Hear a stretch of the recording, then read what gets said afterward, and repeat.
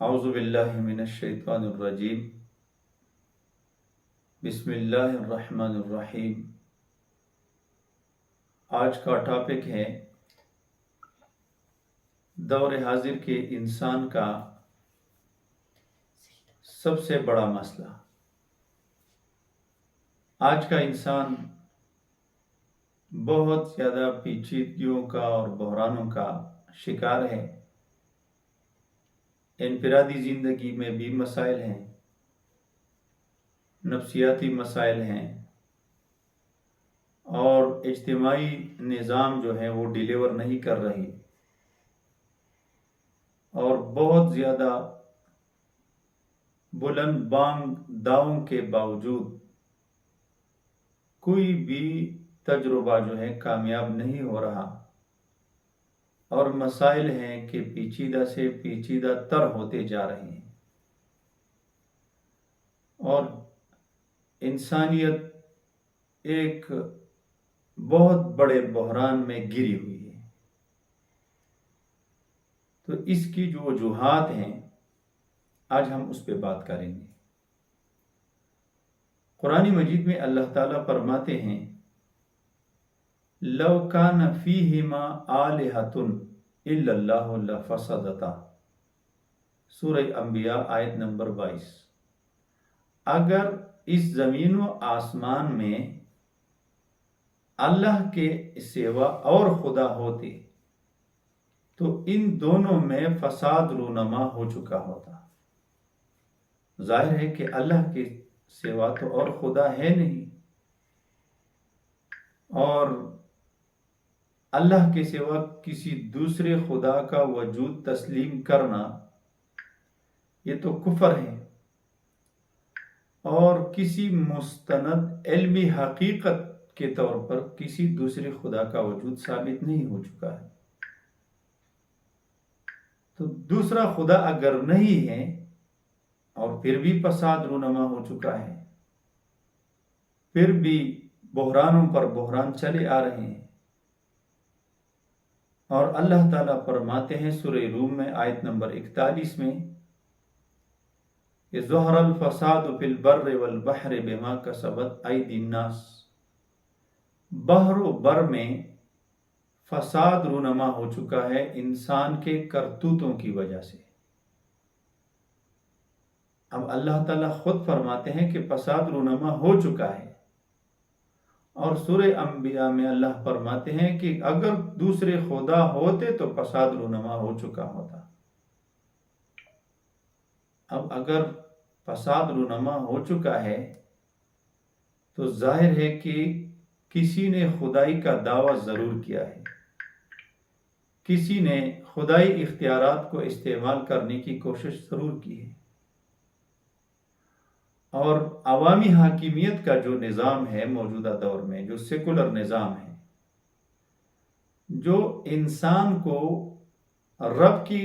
منصب پہ بھی بٹھاتا ہے اور بندے کے منصب پر بھی، ظاہر ہے پیچیدگی تو پیدا ہوگی۔ اگر ایک انسان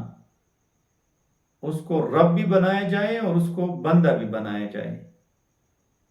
تو اس سے بڑی پیچیدگی اور اس سے بڑا معاملہ تو کوئی ہو نہیں سکتا۔ جو عوامی حاکمیت کا نظام ہے تو اس میں حلال و حرام کا، جائز اور ناجائز کا، لیجیٹیمیٹ اور انلیجیٹیمیٹ کا، لیگل اور انلیگل کا اختیار یہ انسانوں نے اپنے لیے خاص کر لیا ہے، حالانکہ یہ اللہ تعالیٰ کا اختیار ہے۔ اللہ تعالیٰ حکم میں، قانون میں کسی کو اپنے ساتھ شریک نہیں کرتا، اور یہ اللہ کے منصب پر بیٹھنے کی کوشش ہے، یہ سب سے بڑی بغاوت ہے۔ تو یہی وجہ ہے کہ جو مشکلات ہیں، مسائل ہیں، پیچیدگیاں ہیں، وہ روز بروز بڑھتی جا رہی ہیں، اور اس کا کوئی حل اس کے سوا نہیں ہے کہ انسان اپنے منصب پر بیٹھ جائے، اور انسان کا منصب جو ہے وہ بندگی کا منصب ہے، وہ عاجزی کا منصب ہے، وہ سر تسلیم خم کرنے کا منصب ہے۔ اور یہ کسی تکبر والا منصب نہیں ہے انسان کا، کوئی اپنی بڑائی والا منصب نہیں ہے۔ اگر یہ اس پر بیٹھنے کی کوشش کرتا ہے تو ظاہر ہے کہ یہ بغاوت کرتا ہے، اور جب کسی نظام میں بغاوت ہوتی ہے تو اس کے نتائج بڑے خطرناک ہوتے ہیں۔ اب ایک اور سوال پیدا ہوتا ہے کہ اگر اللہ موجود ہیں تو اللہ کی موجودگی میں دوسرا خدا کیسے بن سکتا ہے، یا کوئی دوسرا خدا کے اختیارات میں دخل اندازی کیسے کر سکتا ہے؟ تو ظاہر ہے کہ تکوینی جو ہمارا دائرہ ہے تکوینی امور کا، اس میں کسی کا کوئی دخل نہیں ہے،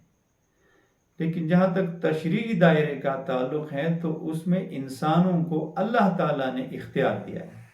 کہ آپ اپنی چوائس کے ساتھ، اپنی پسند کے ساتھ، اپنی محبت کے ساتھ میرا اتباع، میرے اطاعت کریں تو اس کا میں آپ کو اجر دوں گا، اس کے بدلے میں آپ کو ایک مقام دوں گا، اور اگر آپ بغاوت کریں گے تو اس کے نتائج بھی آپ کو بھگتنا ہوں گے۔ تو یہ جو اختیار دیا گیا ہے اس میں انسان ہی وہ واحد چیز ہے جو یہ کوشش کرتی ہے، جو یہ کوشش کرتا ہے کہ خدا کی اختیارات کو خود استعمال کرے۔ تو جو اختیار آپ کا نہیں ہے،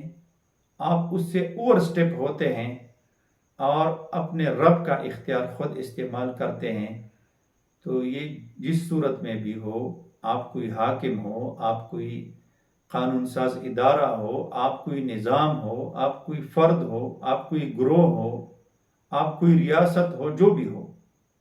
لیکن یہ بغاوت ہے، یہ طاغوت ہے، اور یہ جو پیچیدگی ہے